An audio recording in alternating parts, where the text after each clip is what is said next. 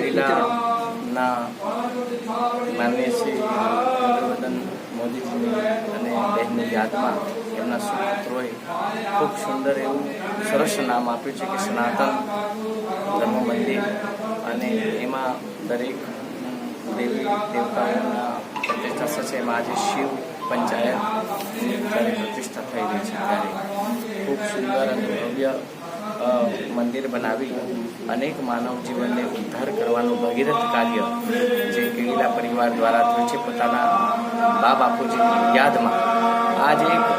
એવી લોકોમાં સમાજમાં એક પ્રેરણા થાય કે આપણે આ પણ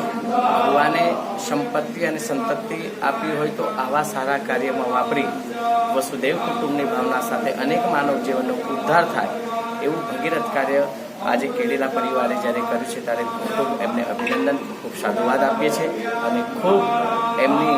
પર ભગવાન જગન્નાથજીની અસીમ કૃપા રહે અને આ સનાતન ધર્મની જેમ ધજા ફરક કાયમને માટે આદિ અનાદિથી જે નામથી ફરકી રહી છે એ આ મંદિર દ્વારા પણ ફરકતી રહે, એમના દ્વારા પણ ફરકતી રહે એવી મંગલ કામના કરીએ છીએ. મંદિરો માટે સનાતન ધર્મની કંઈક આપણી આ ઋષિથી આદિ અનાદિથી ભગવાન રામ અને કૃષ્ણથી આપણી આ પરંપરા જોડેલી છે મંદિરોની.